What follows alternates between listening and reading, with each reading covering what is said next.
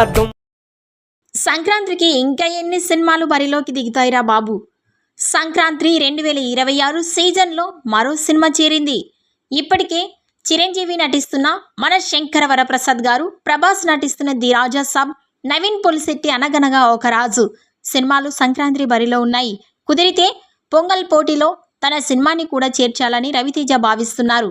రవితేజ, ఆసికా రంగనాథ్ జంటగా కిషోర్ తిరుమల తీస్తున్న సినిమా కూడా సంక్రాంతి పోటీకి సిద్ధం అవుతోంది. తాజాగా శర్వానంద్ కూడా ఈ రేస్లో చేరుతున్నట్లు ప్రకటించాడు.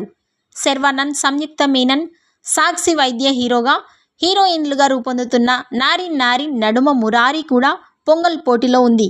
తాజాగా మేకర్స్ ప్రకటించేశారు. ఇక విజయ్ హీరోగా నటించిన తమిళ చిత్రం జననాయగన్ కూడా పోటీలో ఉంది. ఇన్ని సినిమాలకు థియేటర్లు ఎన్ని దొరుకుతాయి? సంక్రాంతి పండగకి చాలా సినిమాలు కర్చీఫ్లు వేసినా ఇందులో ఎన్ని బరిలో ఉంటాయి, ఎన్ని తప్పుకుంటాయి తెలియాల్సి ఉంది. ఈ వీడియోపై మీ అభిప్రాయాన్ని కామెంట్స్ రూపంలో తెలియజేయండి. సంక్రాంతి విన్నర్ ఎవరు, తోపు ఎవరో మీ అభిప్రాయాన్ని కూడా తెలియజేయండి.